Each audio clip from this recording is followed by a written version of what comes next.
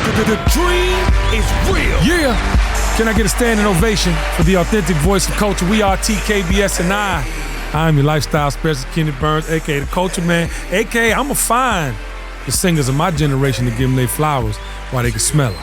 And this man next to me, when I tell y'all I fell asleep drunk during the pandemic on my live, it's all his fault. Please put your hands together. And I'm going to tell that story soon.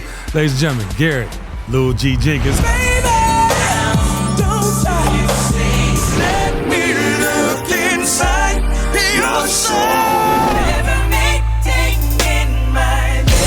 How you doing, King? What's up, man? How you doing, King? You good? Doing really wonderful. Really wonderful. Really glad to be here right now, man. It's an honor to have you in my studio, and it's an honor to be able to sit down and really go down memory lane. And when I was doing some research on you, bro, well, first of all, I didn't know you was from Nashville. Mm-hmm. You know, Atlanta owns you. They claim you. They love you, boy. You know what I'm talking about? We're going to get into how that transition happened, but you from Nashville, Tennessee. Yes, sir. You know what I mean? You grew up with 7 siblings. You was in the group before you got in the group. Ladies and gentlemen, show your love for the Jenkins 7. Yeah, round of applause for that. How important was that, man? 7 siblings, Nashville, a musical town, which people don't really give a lot of credit to other than country music. Other than country, right. How was that growing up? Man, actually, I had a beautiful growing up, man. That's because, good. you know, I had, 6 more siblings, yeah. You know, and then my mom, you know, my grandmother. So a single parent home? Yes. With 7? Mm-hmm. Round of applause for your mama. My mama was the queen. Yes. The epitome of the quad. Yes. Rest in peace, mama. Black women to save the planet, won't it, man? Save the planet.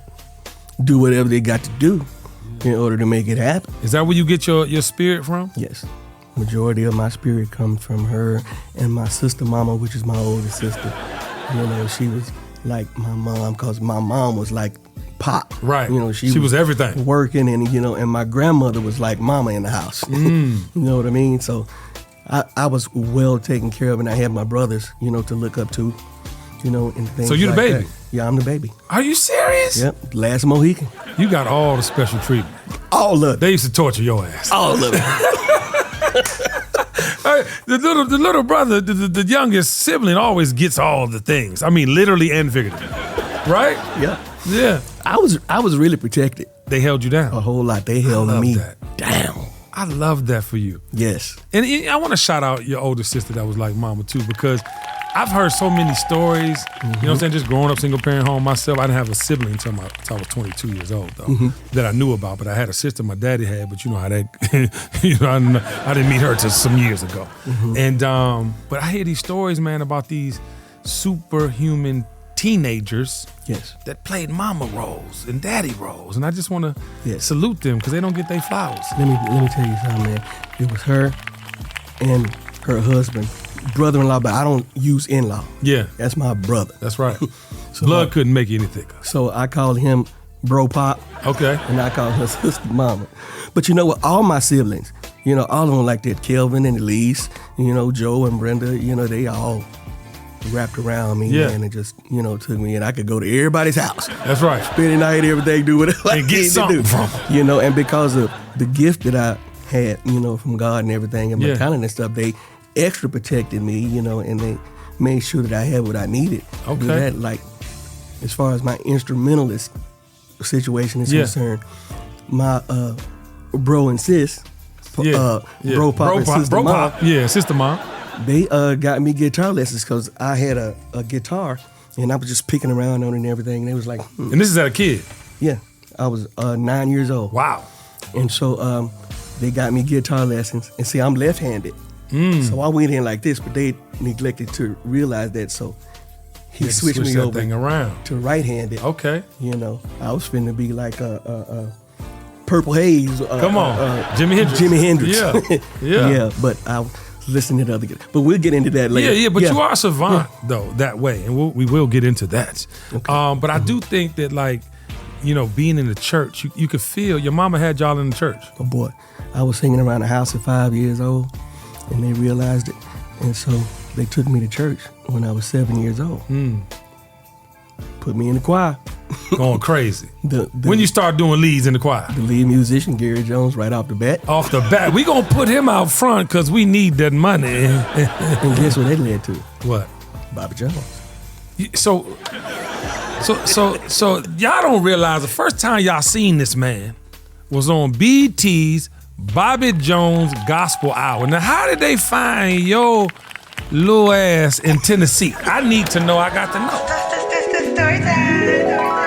8 years old. My musician at my church, Emmanuel Missionary Baptist Church. He played for Bobby Jones too. Wow. So he took me to Bobby. Bobby took a listen. He was like, okay. So the next thing you know, the gospel music workshops at James Cleveland? Yes. They put me on a box. I'm 8 years old in front of a 300-voice choir. And I'm on stage. 300 people and you were 7? It was a 300-voice choir, yeah. Whew. And they put me on a little box, and I led a song with them, and I was on stage with Shirley Caesar. Come on. Bobby Jones. Come on. And James Cleveland. Round of applause. Round of applause. The man was destined. And I don't think people give Bobby Jones or the Bobby Jones Gospel Hour on BT enough praise, if you dig what I'm saying. Because that was where that's the only place that the gospel world could go and have that kind of platform. There you go. There you have it. So big shout to Bobby Jones. Mm-hmm. All right. Good. So for as much as Nashville was all about country music. Yeah, the gospel was in that thing. Yeah, I was on the gospel music with Bobby leading the way. Yeah. And bringing everybody into Nashville with all of that, and then I was a chilling circuit musician too. We'll get to that too. Yeah, we get to that too. But let me get to high school real quick. I think by high school you realized that music was gonna be your life. Oh, junior high. Junior high, you realized it. Mm-hmm. And well, clearly you're on Bobby Jones. You're singing in front of 300 piece. You know what I'm saying? Choirs with Shirley Caesar. The fuck? I'm sorry, I just had to curse because she sang No Charge to me on stage. Bro, this is legendary in that world. And I'm sorry for all you Bible thumpers because I keep cursing, but I'm Kenny. I got to be me, but this is going to continue. I wanted to say to you, though, you went to Tennessee State University. Clearly he was in the band, y'all. Was it Battle of the Bands type of energy back then? It was crazy back then, and man. This is 80. That's what you do. This is 84, 85, 86. Oh my gosh. That's what I'm saying. Like that era of historically black colleges and universities. Clearly TSU is a university, but that was the thing. Being in these bands, having these marching, these drum lines. And I used to sing in front of the marching band too. So wait. So Tennessee State University, you would sing while the band was playing back then? Halftime shows, yes. Bruh, like it was destined. Like it was not gonna happen no other way. What was that like though? You come from this church background, clearly you're not scared because you out front of this, of these superheroes. When you talk about the people that you actually perform with, and Bobby Jones, gospel, you're not scared. But what was it like though? It was special, man. It's a really good feeling. I'm one of those kind of people, if you put me in front of a small crowd, I go ahead and do it, but it's weird, right? Yeah. But in front of big crowds, hey, I say the same thing, G. People, I'm a host. It gives you a certain energy. It's a transferring of energy. Yeah.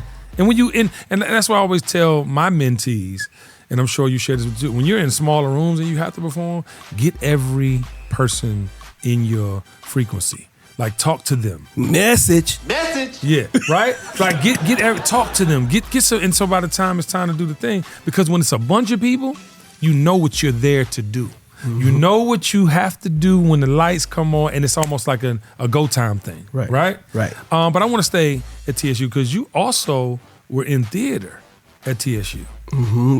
I did a couple of operas. Yes. At Tennessee State, I was in the jazz band. I was a piano player for the jazz. Come on, set my next question up. The jazz band. Yes, and people musically inclined, they gravitate to jazz because jazz is a different way to communicate without words. Oh, man.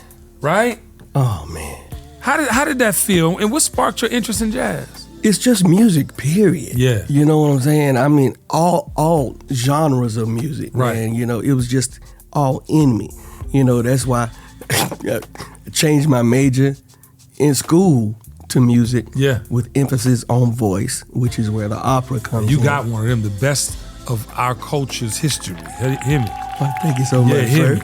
me. I'm gonna give you some flowers at the end of this motherfucker. Don't cry. Yeah, so and that and piano. Wow. Yeah, but well, speaking of that piano, there's a rumor that Dizzy Gillespie came to TSU and you got to play piano with the legend. I mean, right there in front of me, man. Is that crazy? How did that even come about? Talk to me. Well, the professor who was over the jazz band at that time was Professor Benjamin Kirk. Okay. Ow! Right. You know, and he was the director of the marching band as well and everything, the whole music department. And, you know, he was so dope. He was one of those cool cats, man. You know, he came from that.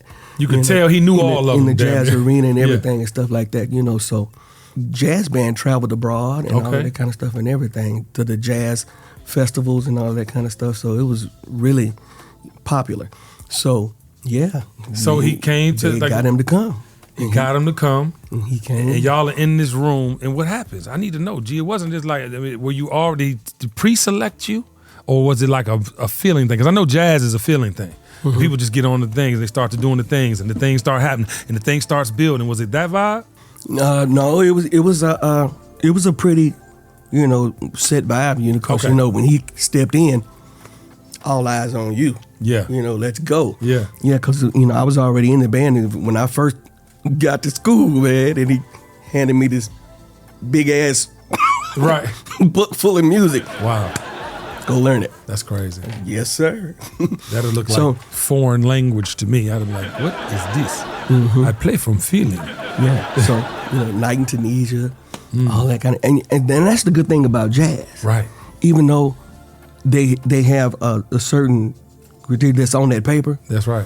Jazz gives you the opportunity to kind of float. Yeah. Add some things. Hit the wave. Yes. You know what I'm saying? Yes. You know, pull it back just so it's not too much, you know, just so it stays in the realm of whoever that person is in front of you is looking for. I love that, man. And you're talking about reading music. You know, you get me to think about a person, but I'm gonna mention that in a minute because I heard you have an experience with that. But you play acoustic and bass guitar. You play the drums. Like you have like this understanding musically and sonically, man, I think, you know, clearly makes you special. Yeah, I'm weird. Oh, bro, weird is, hello?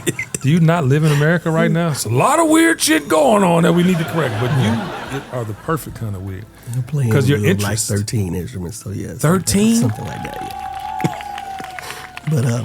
But my emphasis is on guitar, piano, drums, and bass, and you know, percussion instruments and all that kind of stuff. I love it, man. And I'm I a get funk head, so no, you know. but you, I mean, happy belated birthday, brother. Round of applause. Thank you. You came up in the era, you know, if you talking about you was in college in 84, like, you know, there was so many things that came out around that time, and I keep wanting to talk about them, but I don't because I got to keep to my schedule. but there was so many things musically, too. You know, we were talking to Eric Sermon, he sampled Roger Zapp.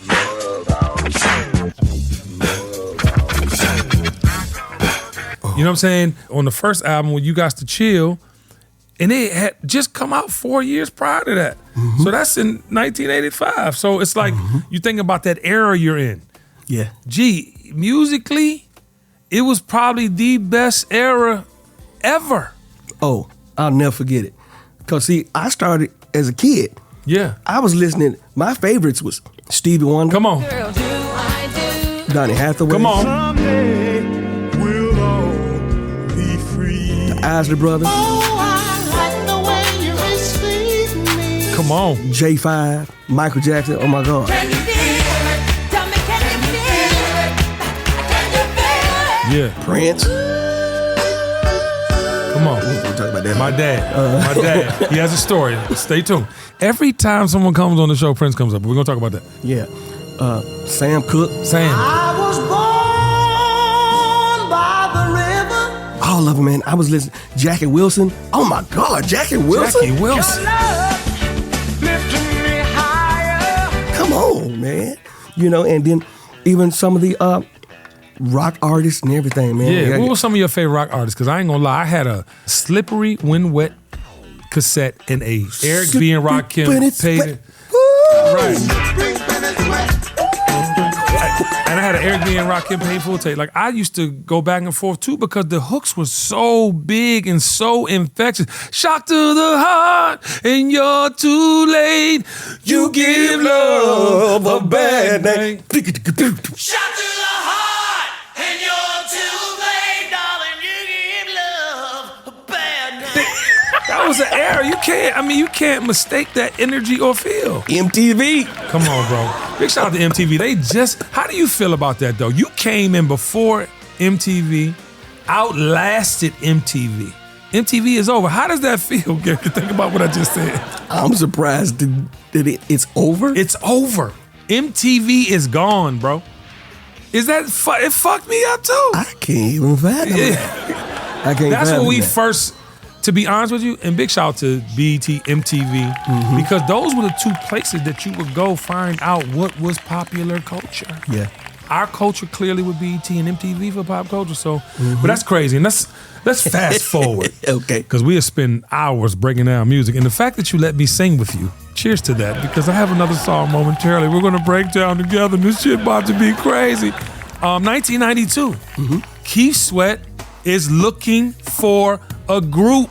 Now, had you been in any group prior to that other than your jazz group and your marching band? You were in a group before that? Oh, yeah. I was the gig king in Nashville, Tennessee. I played, it was this popular club, the Modern Era Club. Okay. Etta James actually did a live recording at this club. Yeah, so I was in a band called the Sioux City Band. Sioux City.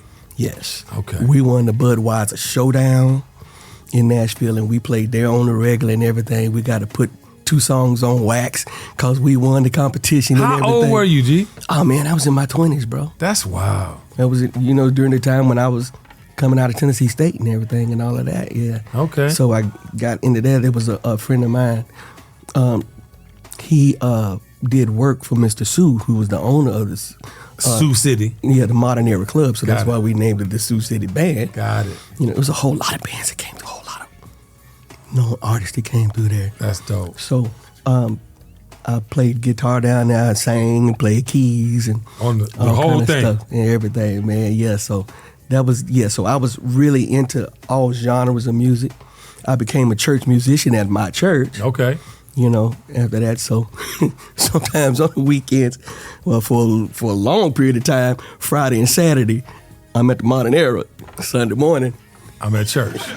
Because God said I didn't have as many drinks as I had last night. But fast forward. and I didn't drink either. That's beautiful. So, I didn't drank for the didn't both drink, of I us. didn't drug, I didn't do nothing. Nothing? Yeah. That's beautiful. I wish I had did the same thing. But then again, my skin is clear. People always ask me, Kenny Burns, how's your skin so good? You prevailed, my brother. You prevailed. Whiskey, tequila, and a lot of water. This is water. But 1992 comes. Keith Sweat is looking for this group. How did you hear about the group in Nashville, Tennessee? Well, see, what had happened was in 1991. That's the year I graduated high school, by the way. Congratulations, my brother. Yeah, I graduated. I did. Yeah, Not college, man. but high school. I did that. High school. Yeah. Where'd you go? I went to Woodrow Wilson Senior High School in Washington, D.C. That's where I'm Washington, from. D.C. Okay. D.C. It's now Jackson Reed or some shit. Okay. They're getting rid of all the racist names. They might bring it back, though, now that Trump's in office. But, yeah, they took the Woodrow Wilson off and put Jackson Reed on. Right. Yeah. Okay. So Keith was at a barbecue at his road manager's house, Okay. Lonnie and Louise Ferguson. Okay. And so at that time, in like 89, I think, they started managing the group, Silk. Okay. Because they used to do talent shows and everything around Atlanta. Okay, so Silk was High school. already a thing before you joined. Yes. Today's years old. Yes. And they were a 5-member group. Okay. As now. Okay, and what members that are currently in it were in it then? Jim Okay. and Tim, who are cousins. That's right. Family. And, Big G okay. and John. Okay. Big G, what up, though? And at the time, they had some people before that, but at the time when I came in, there was another dude named Al. Okay. who was actually the lead singer. Okay, before you knocked him out. So Keith was. That was petty. I'm just light-skinned sometimes. I can't help myself. Sorry. Keith was at the barbecue, and they were downstairs singing to some kids, and they were singing "Greatest Love of All," I think. Whitney Houston.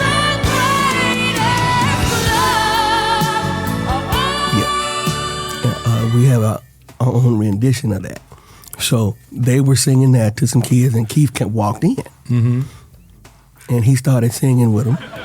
Right. And everything. And so the next thing you know, he calls Lonnie and Louise. Hey, yo, baby, I want to work with these guys. You know, let's try to see what we can put together for you guys. You know what I'm saying? And so they did a song on his album. That's his rendition of Keith Sweat. You know what I mean, baby. Yeah, I mean, yeah. I want to hear him sing "Greatest Love of All." That would be funny. So they went in. You know, he took them into the studio and they did a song called "Give Me What I Want." Give me what I want. On his album, and the 10 Commandments. But then after that, he kind of felt like maybe the lead needed something a little bit more in it, so they held auditions. Now, Lonnie and Louise, while I'm in Nashville, there was a couple of ladies, Desi and Connie, who were semi-managing me at the time. So Louise said, hey, I remember you guys, she's from New York. I remember you guys told me you had a young guy up there who could really sing. Why don't you bring him on down? Yeah. Bring him on down and host some auditions. Yeah. So it was about nine of us who auditioned. And me and CeeLo talked about it. I recently found out, well, not too long ago, a few years ago, that CeeLo was actually one of them who auditioned as well. CeeLo Green. CeeLo Green.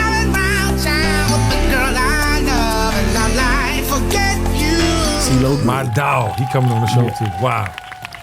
That's crazy. And so, out of me and Connie, my girlfriend at the time, we drove down to Atlanta. We hit it. I did a couple of original songs that you wrote, that I was writing on and stuff later, because I actually had a production deal with a guy at Famous Music Publishing in Nashville. Okay. So we just started doing on that, and I had a couple of songs done. So I remember I sang a song called "A Rose Can Only Grow from a Rain." How did it start, G? Sorry that I made you cry. Dun, dun, dun, dun, dun, baby, I apologize. Hey. Ooh, but it was just a mistake. I don't remember it. Okay, that was Love good. is a flower. That's what we needed, eh? Yeah. Yeah. So I sang those two songs, and so I ended up getting it out of the 9 of us. That's awesome. And so I ended up getting it, and so there it was. So 1992, the group is formed, and then October 15th, 1992, you release your first single, Happy Days Are Here Again. Hey. And I swear, the beat, and Ron and I were in here earlier listening to it, and we were talking about, man, that's when you danced in the club and you was in that, you know what I'm talking about? And how did the record come about? Because big shout to Alton Wookie Stewart. Alton Wookie Stewart big was shout the to another producer original on light that skinned thing. gangster. Yes, sir. He was on a lot of songs back then. Christopher Williams, he did Promises with Christopher Williams. Yep, So sure did. yeah, how was that? How did that record come about? Keith and Walker were working on it, and I think Teddy came around at some point. Teddy Riley? I think Teddy Riley came around at some point. I don't remember. All the way? I just remember him being there, but I think it was all Wokey and Keith. Okay. And this little guy named Tino West wrote the rap part on it. Yeah. And I could have did that, by the way. Yeah. So that's how it came about. And you know, the sample in there was the big payback. The big payback. See, that's what we were talking about too. When we had the interview with Erickson, we were just talking about how genius he was in taking 3/4 samples and putting it and making it a song. But that song actually had, you know, a James Brown sample, the big payback. And a lot of people don't hear it like you would a normal sample. It's so like amazingly sequenced and where it sounds like its own thing.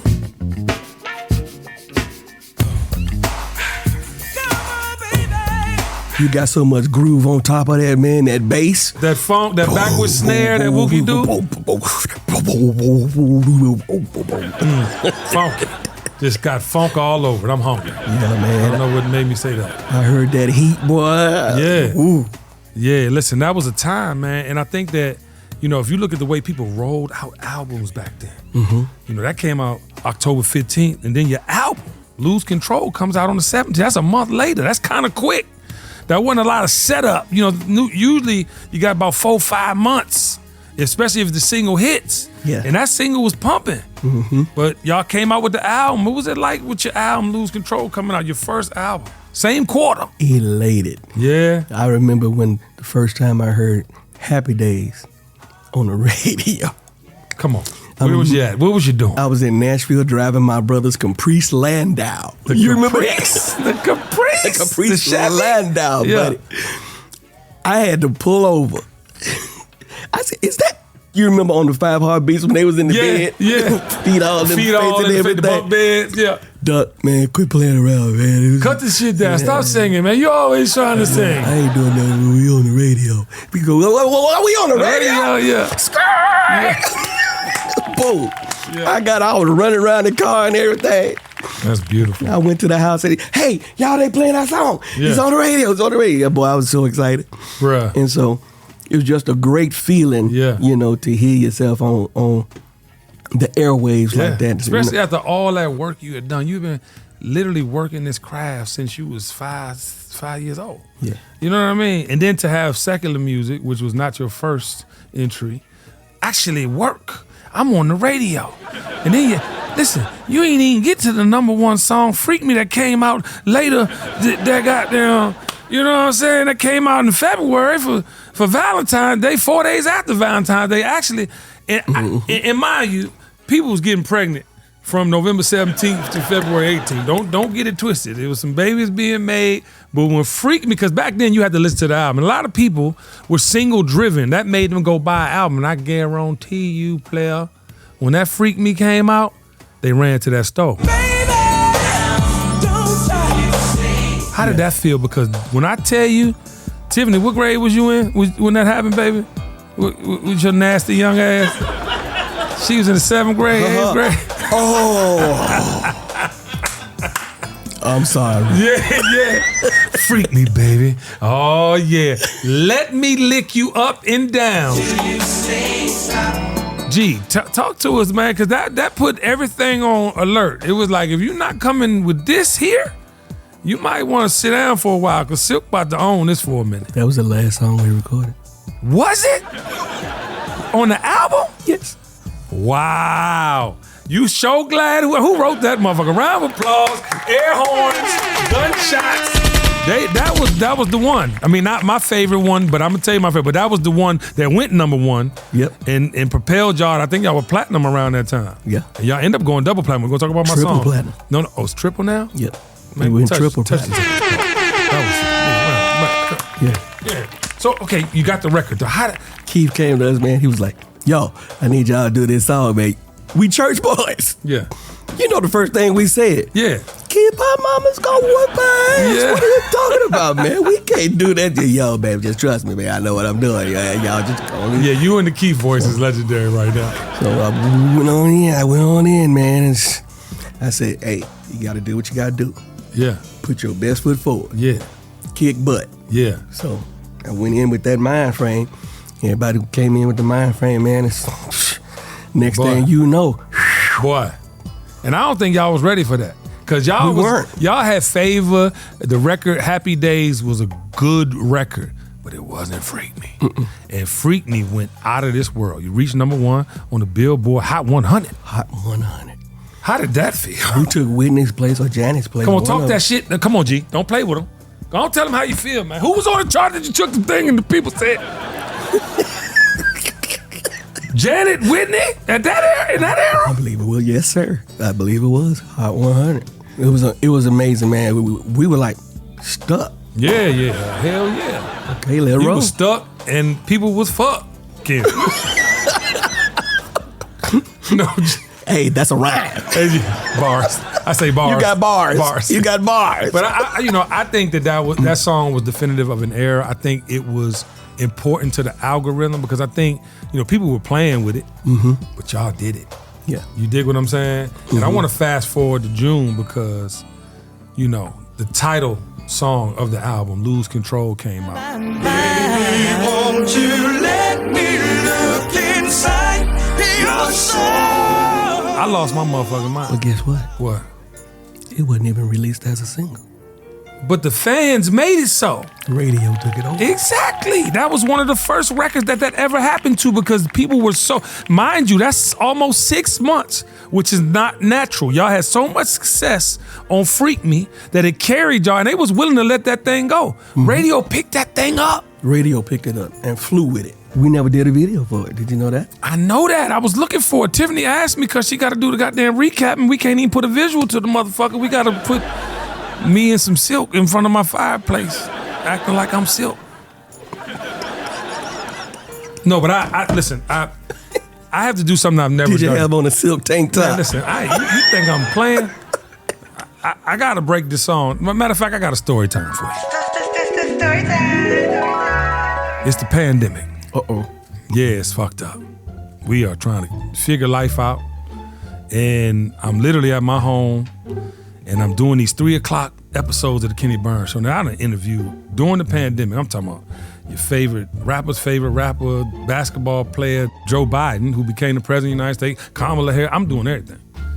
But I'm just like, I'm trying to think of more to do. So I said, I'm gonna go do the Playlist of Life. On my radio show, I had the Playlist of Life. I be making these mixtapes with DJ Baby U. I'm gonna do the Playlist of Life. And it's gonna be at 11 o'clock.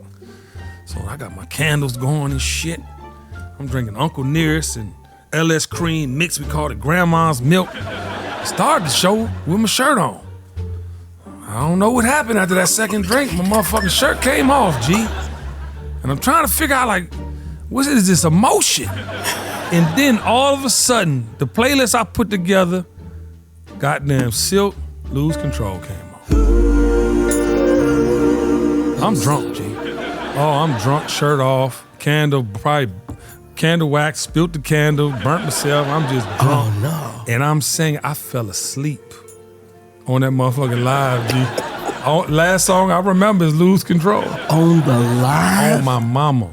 It's gonna be in the video. You're gonna see this shit. She just put it on the screen. I fell asleep. It's people like, is Kenny dead? Did Lose Control take him out? Bro, we was locked in the house, man. We couldn't go no goddamn way. People in Atlanta was outside, but I wasn't fucking with I know we was killing, but we didn't want to be killing. Nah, bro, you was doing more than killing. Matter of fact, let me cut this on. I never do this on my show, but I got to know how many people sang on this song. Y'all all sang backgrounds. Who sung lead? Me, Big G, and John. Okay, so I'm gonna break the verses down. You start the song out. Am I correct in saying that? Mm-hmm. Okay. I'm playing the piano too, buddy. No, listen, you ain't got the lie to kick it. I know you a player, a real player. But I want to, listen, I got to get into this song because the intro to this song alone, and this goes out to all you players that have nonverbal skills. All you got to do is this. Don't talk, just listen. And the first verse goes like this. Last night, we had an argument. You told me you love me. All the things I said I never meant. Now, baby. Okay, Big G. John. To make you, John, love you, champ. I did. What up, JJ? Me. Love you, boy. Bye, be left inside your. I don't want to fuck the song up. I don't want to fuck the song up because I be singing it like it's my song. Mm-hmm. But I needed you to feel.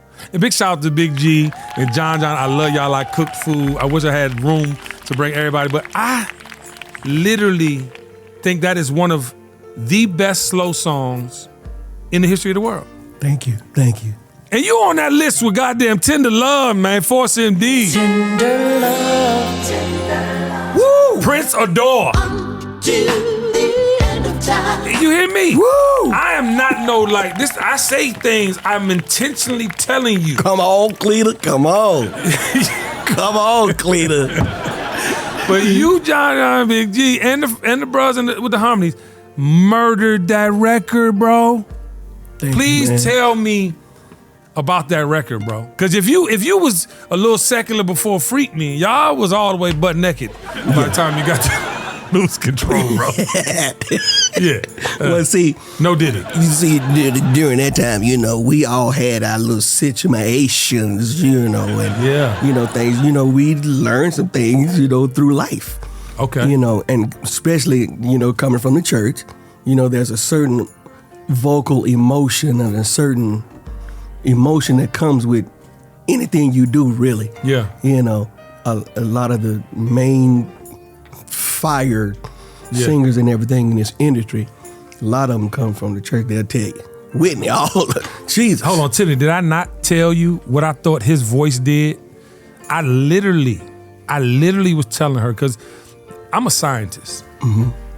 I didn't know who sung lead. I didn't research that, but I knew who was what, right? And I feel like there is a warmth to your voice.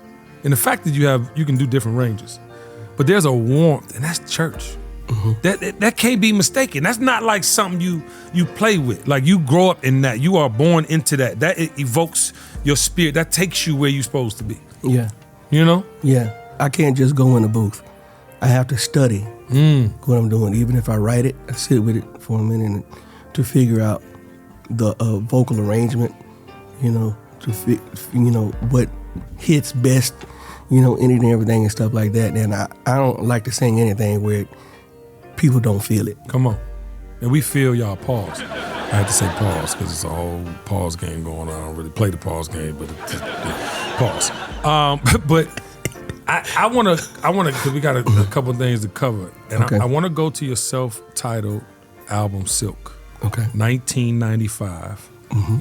You're 3 times platinum off the first one. You got all these gold singles. The thing is thinging. You dig what I'm saying? Mm-hmm. Platinum singing and gold singing. And the thing is thinging. And then you get to your debut, and then you had songs like, I Can Go Deeper.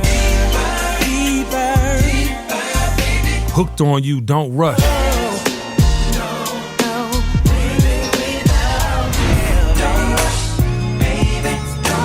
Me and Wookie did that, actually. Don't Rush. Really? Me and Wookie.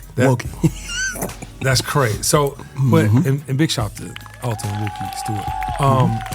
But for me, it didn't have the same luster. You know what I'm saying? As Lose Control. Did y'all feel that way? I mean, clearly it went gold, so that's not a shabby thing. You know what I'm saying? As far as your contribution or your effort, but did it feel like that hit album to y'all? Yeah. It did? Yeah. I mean, that album has got some bangers fan favorites. on it. What Kind of Love Is This? I hear it all the time, man. Yeah. How Could You Say You Love Me?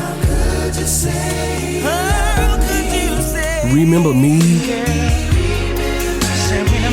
Don't Go to Bed Mad, which is Gerald Levert. Yeah. Gerald Levert wrote that one, him and Nicholas, his keyboard player, and them, they produced that on us. The album had beef, man. What happened? The label? Soul Shock and Carlin. Right. Hooked on You.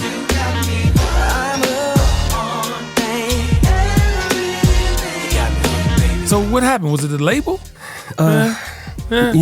All right. Didn't get the same push as the other ones maybe, and all that kind of stuff, Got it. May have been a few intricacies here and there. There. I'm very diplomatic. Yeah. No, listen, gotta be PC, baby. Especially we still getting that bread on tour. We are getting money. Yes, sir. Silk is getting money, baby. But I want to skip to 1999. Your third album. Tonight. And I swear for God, I felt like we was back in the bedroom. Yeah, y'all know what the fuck I'm saying. But I felt like the energy was pointed in the right direction now. It's getting real pausey. That was like a back-to-back pause moment. Pointy and okay, great. But I felt like it was back. I mean, and I felt like the singles and the effort. I want to shout out John, who sang lead on all 3 singles. You know what I'm saying? And But the texture, bro, of the music leading up to "There's a meeting in my bed." There's a meeting in my bedroom. Did it feel like y'all were back? Yeah, and Sonya Norwood was managing us on that album. Brandy Mama? Yes, sir. I think I knew that. She played a very intricate part. Oh, she helped y'all. She was a beast, I heard.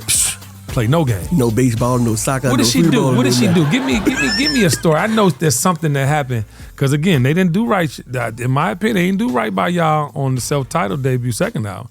Mm-hmm. Was she part of the reason they No. turned up? No, well, on the Tonight album. Exactly. Yeah, we went to her for management, and so she did her thing, man. That's she started in. Hey, this, blah blah blah blah blah. Yeah. All the back and forths and everything. We let her handle it, and she handled it. She did her thing. Yes, She did her thing. Well, she added to the fan favorites because them singles, man, they went up. Mm-hmm. They went up. And Daryl Delight Allenby, Yeah. Sylvia Rowan brought him in to produce that album. And that one, If You,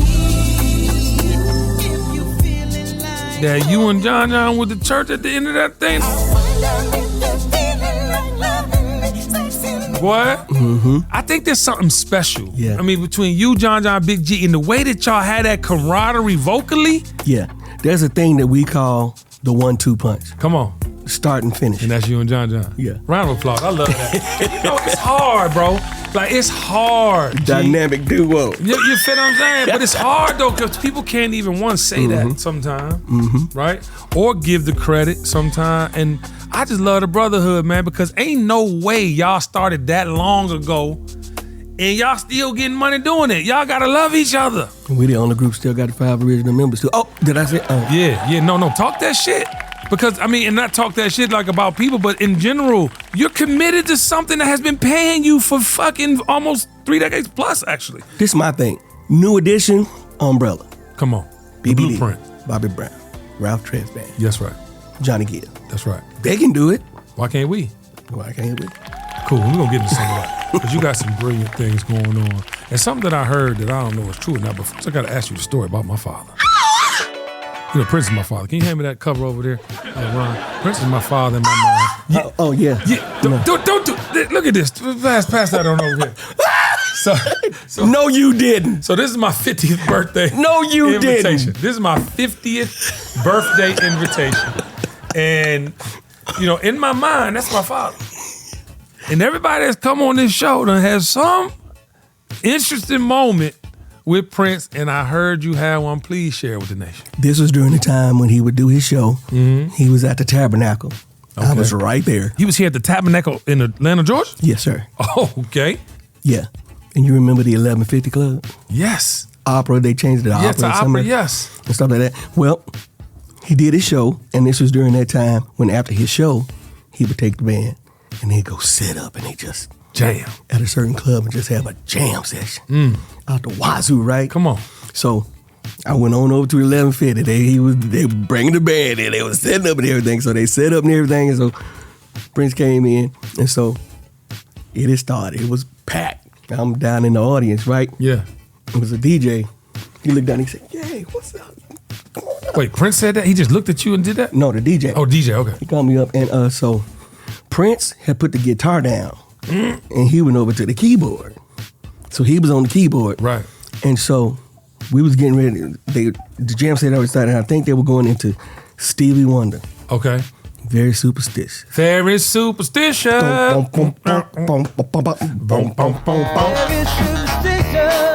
Yeah. So I walk up on the stage. I'm nervous as hell because that's my musical mentor. Come on, man. right You there. see me, cuz. Talk to me. That's nice. my musical mentor. Talk to me nice. First, you have to purify yourself in the waters of Lake Minnetonka. Come on, man. You don't know what that is. That ain't Lake Minnetonka. Yeah. But yeah, man, that's my musical Wow. mentor of life, man. And I call him my brother. Me and Big G call him our brother from another mother. Yes. Yes, for real. So Because he light skinned. I walk up and I was looking at the guitar and he called me. This is the royal blue one. No way. And we caught eyes. And he said, "You play?" I said, "Yeah." He said, "Pick it up." I said, "Huh?" Right. pick it up. Right. Oh, God, boy. So And y'all playing Stevie. I went on and picked it up. Yeah. First of all, it's Prince's guitar. Be careful, be careful, be careful. Yeah. Pull out my pick. Had it on him. We started jamming, boy. It was so nice, boy. How it was beautiful is that, G? So fire, man. I'm playing my musical mentor's guitar. That's amazing. The best guitar player I know. Self-taught, like you were self-taught a lot. Yes. You know what I'm saying? Got his first guitar from a gas station. That brown one. Wow. In Purple Rain. Yeah. It's what I heard. I heard he got his first guitar from a gas station, bruh. Wow. Come on, man. I never heard that story. I'm today's years old. Round of applause for that story. I don't think people realize, like, those are like moments in life that are so surreal and so like on purpose, even because you had a pick in your pocket. Yeah. I mean, just little details about the story you just told. It's like, that was supposed to happen for you. Yeah, but that wasn't even the big part of it. What was it? The big part of it was after that, we went upstairs to the VIP. And he had the longest conversation with me, bro. Are you serious? I'll never forget that. Man. What did he say? Man, we were talking about the industry. He was talking about my vocals, and he was talking about, the musicianship and all of that kind of stuff, man, and we even got to talking about him eating cake icing and stuff like that. Are you we talked about a bunch of stuff, man. And it was just like, he was so cool with me. And I couldn't believe it. Yeah. It was just like when I embarrassed myself in front of Stevie Wonder one time at his radio station. Right. When we first came out, I told him, I said, Mr. Stevie Wonder, I just want to let you know that you are my biggest fan. Wow. Yeah. He can't see your ass and you can't say what you supposed to say. And I went to saying, he said, I am your biggest fan. That is amazing. He just made me feel like that. But man, that was such an immaculate moment for me, man. And I'll never forget that day in my life. I cried like a baby when he died, boy. Yeah, boy. And I had to pull over here again. Yeah, no, I did too. And I literally missed his concert. I would never have missed something like that. Mm-hmm. And it's ironic that it was his last concert. Mm-hmm. So yeah, big shout out to the Purple One.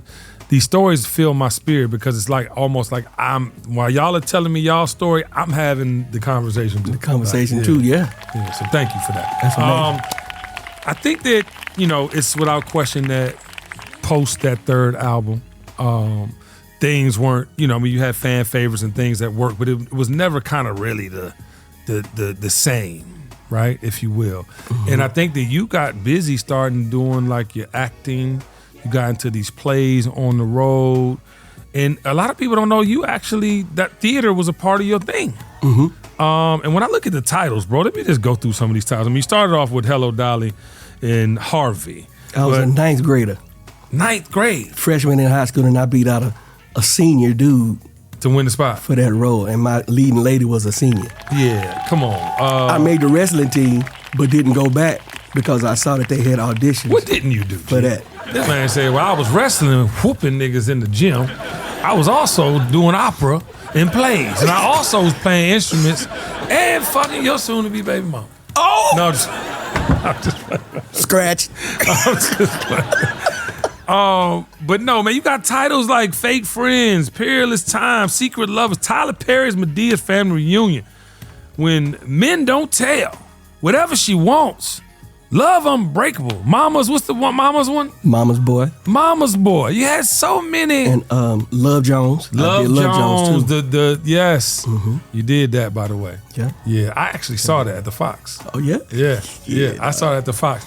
But you have these things and then you do your solo thing too. Mm-hmm. Now, before we get into G7, because I know there's something meaningful behind that, I want to go to that rumor that you had started an R&B supergroup called Blaze with Mark Nelson and Tony Grant, formerly of As Yet. I ain't seen As Yet in a minute. Big shout out to As Yet. And Terrell Phillips, formerly of Blackstreet. Is that real? That was true. Really? Yes, that was true. Boy, we had some heat. I can only imagine. Shout out to the boys. Love y'all, man. Why did it not come out? See, what had happened was, your this friend will tell this friend and so on and so on and so on. And then people in a hierarchy, you know, some people who are put in positions, right, you know, to do some things, don't do things exactly right, and it can cause a little proportion in the business aspect of it, never in the personal, but in the business aspect of it, that cost us the opportunity of catapulting situation. Got it. Well, okay. Well, I don't know what happened. Things happen. When I think about the voices that I just mentioned. Oh my God. Yeah, different. So you're obviously in a super group. Silk is a fucking super group. Yes. And I love my big brothers and your brothers. I do think that, you know, and I ask everybody that comes on the show, I do think there's a dream sequence for artists like yourself. And, you know, who would be your super group of your favorite artists that you loved and grew up on, or even artists of the day? It could be male or female. I need to know. I got to know. Stokely. Anthony Hamilton. Anthony Hamilton, who had Best Jacket at the 2026 Grammys. You saw that motherfucking jacket? That jacket was lit, bro. Ooh, he ain't get no props like he should have for that motherfucker. That jacket was lit. Yeah. Prince, of course. Prince, come on. Father. Stevie. Layla. If I could, I'd give you the word. Layla Hathaway. Ooh. And that's just the name of it. It's plenty more. Cause it's some. No, but that is. Oh, when you her. Holding me tight, loving me right, giving me life. Oh wow, favorite. We love her here. Yeah, she's been on the Kenny Burns show for sure. I am going to do something with her. Speaking of going to do, I heard a record with you and Nex. Silk and Nex working on the project. Is it called Sext or something? I think Say It. That's the name of the song, Say It. Girl, just tell me what to do.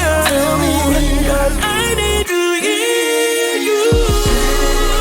I need to hear you say my name. Let me know if you like it. I wanna hear you say my name, girl. Please, baby, tonight. If it feels good, baby, let me hear you. Are we merging Silk and Nex and calling it Sext? Is that coming? That was talked about. Don't know for sure yet, Okay, but that was talked about. Right. You know. I just, you know, there are voices of an era, Gary, Lil G, Jenkins, that leave an imprint on your soul. I mean that. And yours is one of them, brother. Oh, thank you. And I can't let you out of here. Before I give you your flowers, I need to know about G7, because the G7 experience is a real thing that you perform independent of your brothers, and it's amazing. But it actually has meaning that people should know about. Yeah. Okay, G is the 7th letter of the alphabet. I'm the 7th child. 7 is the number of completion. G7. Come on, come on, come on. Everything has meaning and purpose. But before I let you go, man, I appreciate you, man. You know, I think, you know, we are at that age, brother, where, you know, trying to get on and trying to figure it out, and alliances and friendships and all things are what they are. But anytime we can, we should let our superheroes know that they want our superheroes to us. Because I'm sure you don't even know that about me. And I done seen you a million times in passing and performed on the same stages. Can I add something? Yeah. Okay, I gotta talk about my experience with Frankie Beverly. Oh, hold on. My mama say that Frankie Beverly my daddy, although we know Kenny Burns the first was my daddy, but she say Frankie my daddy, so please. G7 was allowed the opportunity. I did a few shows, over 5,000 people and over. Wow. You know, with him before he passed away. Wow. I did 3 shows and was gonna do more. Wow. So I am forever grateful for that opportunity. And he is another one that people still living. You loved it. He was one of my top vocalists. What? You know. The most beautiful silky soul voice. One album. Yeah. And you still sell out. Come on. After 50 years. Come on. 60 years. Yeah. On that stuff, man. That's a feat in itself, man. Yeah. You know, I forever praise him. Yeah, man. I met him, the Essence, the year that he died. I met him at that Essence. I told him what he meant to me. I told him that my mama said that he was my daddy. He laughed so hard, but I'm playing, of course. But it was just such a pleasure to say what I had to say to him after growing up on his music, smelling them fried potatoes coming from the kitchen.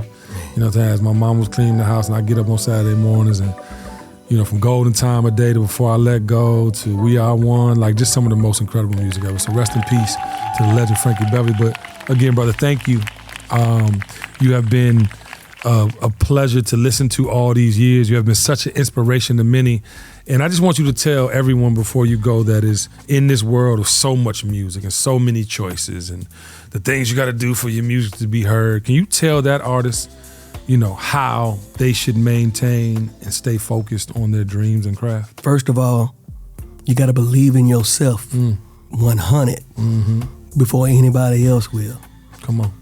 Take your no's just as well as you do your yeses.